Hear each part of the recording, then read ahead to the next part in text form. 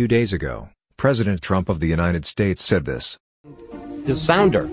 Biden beats you in that. Well, I tell you what, let's take a test. Let's take a test right now. Let's go down. Joe and I will take a test. Let him take the same test that I took. Incidentally, I took the test too when I heard that you passed it. Yeah, how did it's you not do the it? Well, it's not the hardest test. No, but there's a picture and it says, what's that? And it's an elephant. No. You see, that's all misrepresentation. Well, that's what it was on the web. It's all misrepresentation. Because, yes, the first few questions are easy, but I'll bet you couldn't even answer the last 5 questions. I'll bet you couldn't. They get very hard, the last 5 questions. Well, one of them was count back from 100 by 7.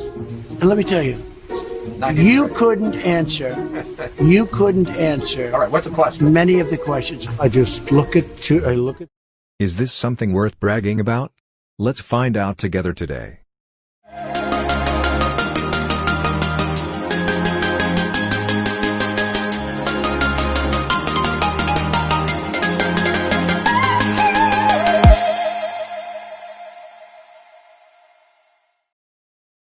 The test that the president took was Montreal Cognitive Assessment. It is a widely used test that screens for early signs of dementia and Alzheimer's disease. It is said that cognition is a pertinent question during a presidential election with presumptive candidates over the age of 70. Problem is, both sides of the political divide are interpreting this test incorrectly. Dr. Ziad Nasreddin in 1996 developed and copyrighted the Montreal Cognitive Assessment, MoCA, test, which is a 10-minute examination usually performed with pen and paper that measures the strengths of different areas of the brain related to cognitive domains, such as short-term memory, spatial awareness and executive functioning. This test is one of the many tools used by doctors around the world to assess if patients still possess normal, and I emphasize this again, normal cognitive abilities. The MoCA Clinic and Institute has been inundated with calls and emails over the past week or so, ever since President Donald Trump bragged in a phone interview with Fox News host Sean Hannity that he had recently aced a cognitive test at Walter Reed National Military Medical Center. Trump also said that medical staff were very surprised by how well he did. They said, "That's an unbelievable thing. Rarely does anybody do what you just did." While the White House did not release any details of this most recent test, the president did take the MoCA exam in 2018, when he was said to have gotten a perfect score of 30, which has put this particular test in the spotlight. What's more, during a second Fox News interview aired on Sunday, Chris Wallace told the president that the MoCA is not the hardest test and even posted graphics of one of the questions, which asked the test taker to identify the drawing of an elephant. Trump responded by challenging his presumptive Democratic rival Joe Biden to take a test right now. What's more, Trump said that the test questions get harder and that the MoCA exam question that Wallace shared was a misrepresentation. But as many doctors and armchair critics have been quick to argue on Twitter and Facebook, the MoCA exam should not be difficult for someone who is not cognitively impaired. In fact, this is not an IQ test or the level of how a person is extremely skilled or not. The test is supposed to help physicians detect early signs of Alzheimer's, and it became very popular because it was a short test, and very sensitive for early impairment. Each question is related to a different part of the brain. They can raise red flags about cognitive impairment.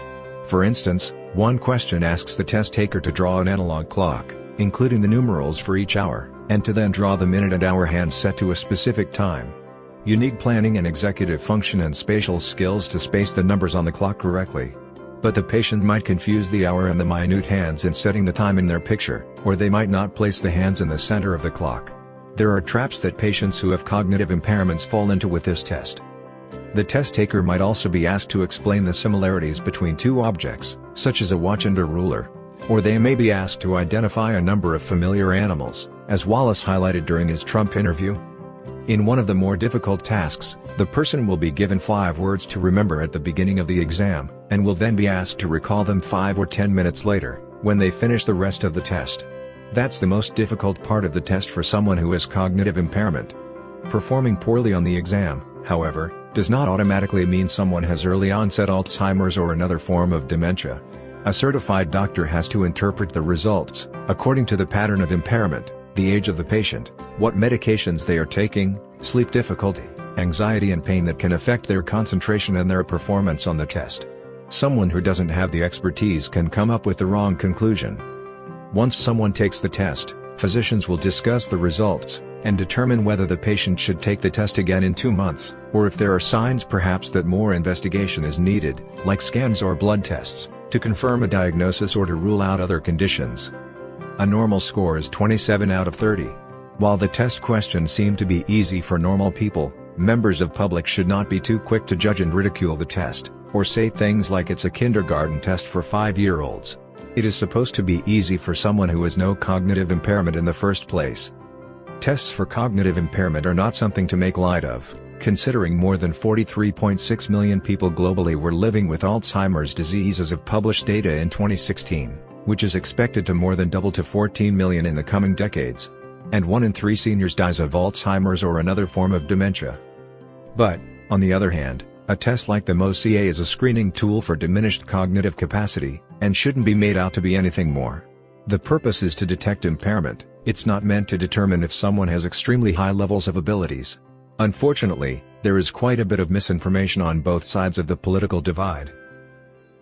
Discussing cognitive impairment is relevant, considering that Trump is 74 and Biden is 77. Dementia becomes more prevalent with age. Statistically, 1 person out of 4 could have cognitive impairment or dementia at age 75. So it is a pertinent question, and it's not surprising that this is becoming an issue this election. It is also worth noting that such tests and instruments were designed and painstakingly validated to be certified robust for clinical use. The questions and wordings cannot be changed easily. As such, there are growing concerns that the test might not be as accurate anymore, because too many elements have been shared online. This allows people to potentially practice the questions to perform better on the exam. In fact, MoCA expressly notes on its website that it is prohibited to publish the MoCA test and/or instructions and/or a link leading to these in newspaper and magazine articles, including electronic articles. We have come to the end of our sharing today. I hope you find the information useful. Thank you, and I will see you in the next video.